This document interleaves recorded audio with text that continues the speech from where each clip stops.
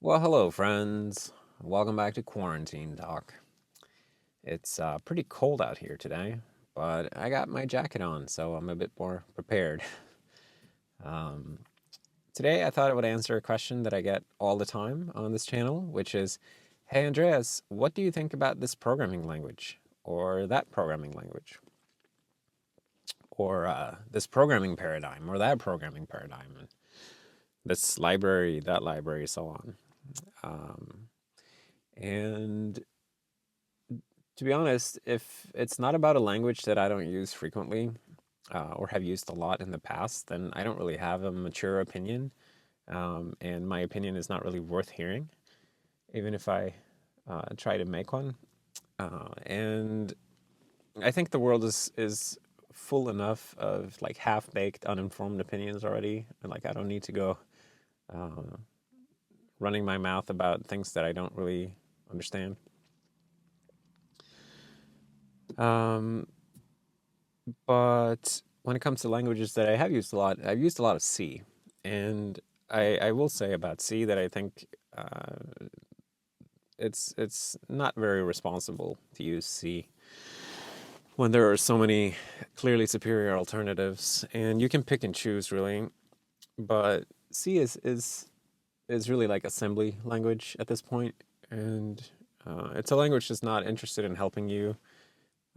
It's not trying to stop you from making mistakes, and um, it's just it's obvious to me as a long term user and fan of C that his day in the sun has set or whatever, and even just like a dash of C++ um, features can make your C programs so much better. And you don't have to go like full template maniac or anything, but just adopting a little bit of C++ can make it so much nicer in no time.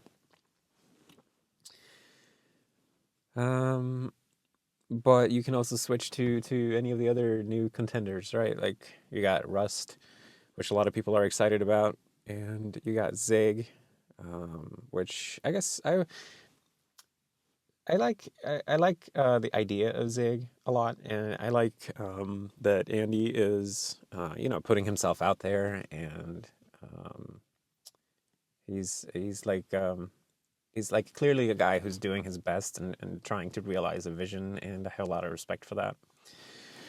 Um, but I'm just a C++ guy myself, so I don't end up using those languages. But if I had been a C programmer today and I had just come to the realization that, wait a minute, this is a bunch of hooey that I am sitting here and I'm having a buffer overflow for the millionth time or a stack overflow or a heap overflow or whatever, or I forgot to free something and I have 5 gazillion leaks in my program, or I forgot to close a file, or you know, C bugs, right? Um, I guess if I were in that position today, I would might try something other than C++, but I've been a huge fan and a lover of C++ for I guess decades at this point. So I'm very tight with it, and I'm very happy with it, and I'm very productive with it. So I don't feel a need to change. And of course, I still listen to people who come and talk about new languages, and I read about them and see what they're about. But I just I never found any language that seemed like it would be worth it to switch when you look at like what do you gain and what do you lose by switching. And I have a lot of productivity that I could lose. It would come back to me if I learned something new, but it would take time, right? And I don't want to. Right now, I don't see anything that has such an upside that it's worth losing productivity for that much time. Anyway, I think it's my personality also. Like, I'm not the kind of guy who enjoys learning a new language because just for the sake of it. I know a lot of people really get into that, and I got nothing against that. Like, if you like that, more power to you. But it's not something that entertains me, I guess.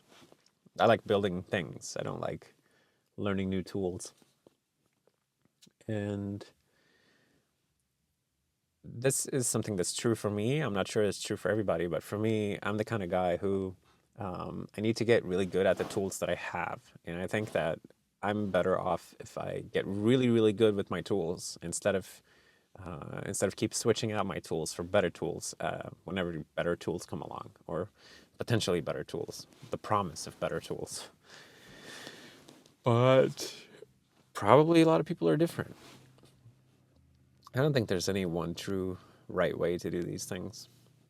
Um, and I know a lot of people like Go, by the way. Uh, Never really got into any of these things, as I said. Um, Lately, though, I'm working in the JavaScript engine, right? And it's not that I've ever been a fan of JavaScript, but I can't help but feel like I kind of root for it a little bit because people are so hateful towards JavaScript. Um, they just, you see all these knee jerk reactions like, ugh, JavaScript, ugh, why? And it's, uh, it's like, what's really your problem with JavaScript? Yes, it's a very accessible language and it's beginner friendly because it's on the web and you got a lot of people taking their first steps into programming on the web. But it's a pretty neat and capable language and it can do a lot of things and it's fairly expressive and it's I don't know. I got no hate for JavaScript really. And I think there's this culture among programmers of like crapping on things, and especially like crapping on things that we think are below us, or like things that we think are not as cool as the things we have now. So you got people who learn, I don't know, they learn basic when they're growing up, and then they learn another language later, and then they crap on basic. And, they learn PHP when they get into making websites, and then they learn, I don't know what, some other back end language, right? And then they start to crap on PHP. And when PHP came out, people would learn that and they would crap on Perl because that was the previous CGI language. And I think that's kind of silly, and it's not really helping anything. It's just uh, creating negativity for no reason.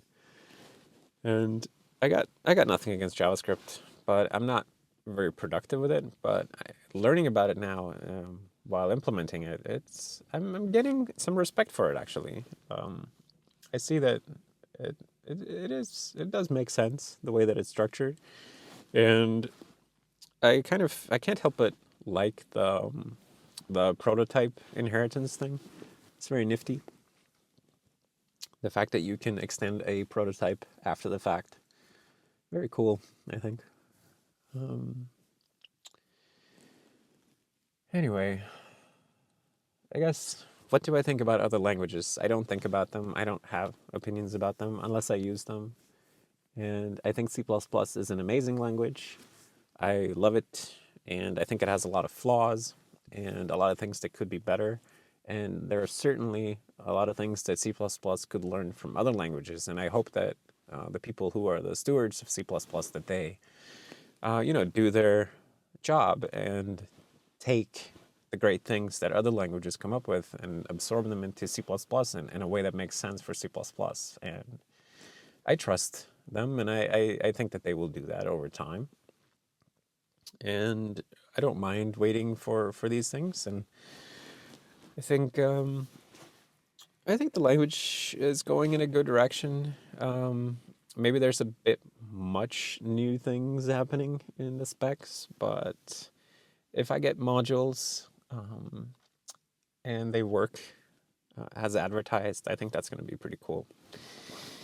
Anyway, uh, I guess I guess this was the subject of the day. So I'm sorry if the answer is disappointing. I don't have anything to say about things I don't use. But if you're using them and they work for you, then that's great. And I'm happy for you. It is a great pleasure to be productive with a programming language. And we should all know that pleasure. Anyway, I think that's the end of today's video. So I'm gonna head back inside into the warmth, maybe get a cup of tea. But thank you for hanging out with me here in the car for a moment.